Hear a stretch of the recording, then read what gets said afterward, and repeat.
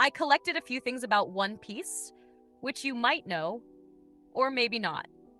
Let's talk about awakened devil fruits in One Piece. You've seen the signs. When a fruit is awakened, the user gains those strange flame-like clouds or a glowing aura, and their abilities reach a whole new level of power. It's a game changer. But here's the question. Why didn't Kaido or Whitebeard ever awaken their fruits? These are two of the strongest characters in the entire series, so what gives?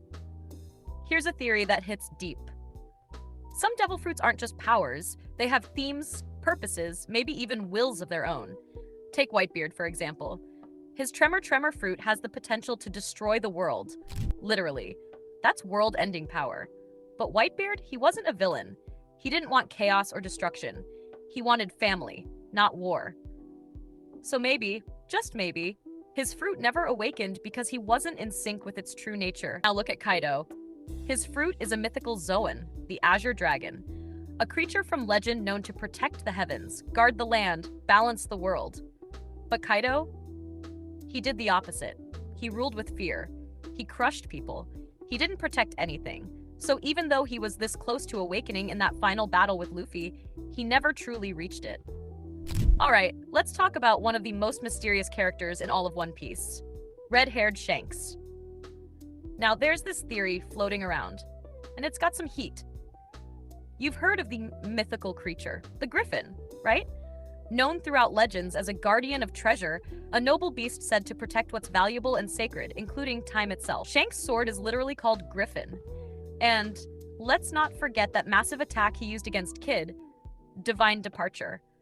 That slash didn't just look powerful, it looked like a griffin in motion, wings spread, striking down with divine force. So here's the big question. Is Shanks actually the villain? Or is he the ultimate guardian, protecting the One Piece, protecting the balance, and maybe even protecting the world from what lies at the end of the Grand Line? We all know the Panda Man. He always seems to pop up in every pirate group or somehow appears whenever there's a crowd of people. But then there's Amazon Lily, a place where only women live and men are absolutely not allowed. And yet, they still managed to sneak him in as a panda woman. Why are you gay? Who says I'm gay? You are gay. Throughout the One Piece episodes, we've all seen it. Usopp, the great storyteller, always lying through his teeth to impress people.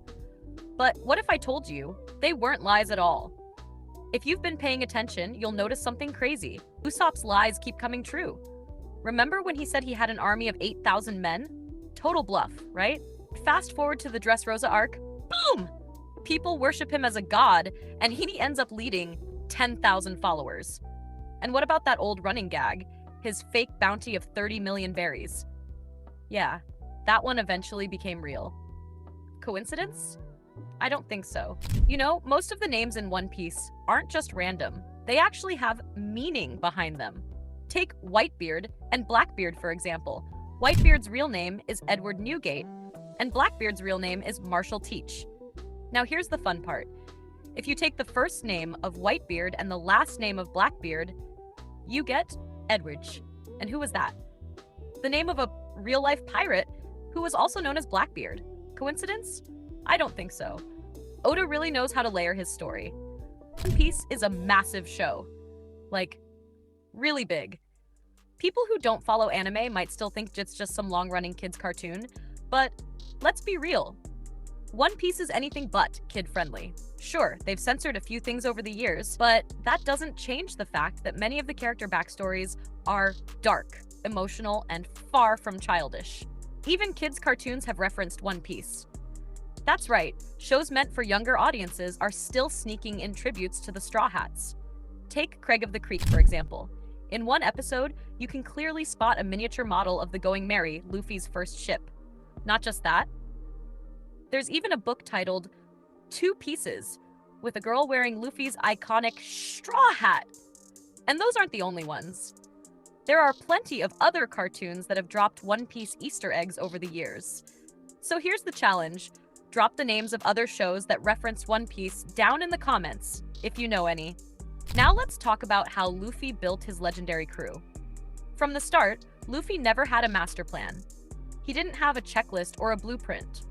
He was just wandering around the Grand Line, helping people, making friends, and somehow ended up forming one of the most insane pirate crews in the world.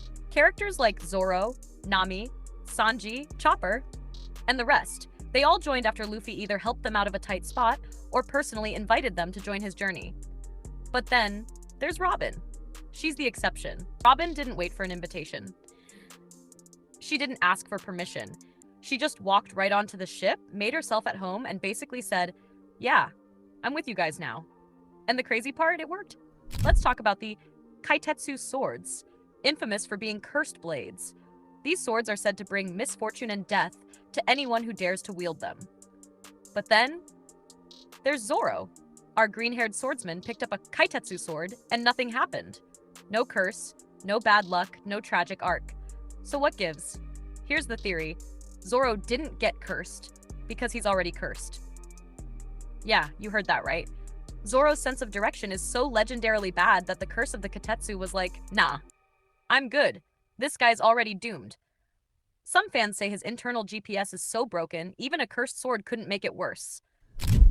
Thanks for watching. If you want to see more videos like this, featuring different anime, don't forget to leave a comment below. I'd love to hear your suggestions.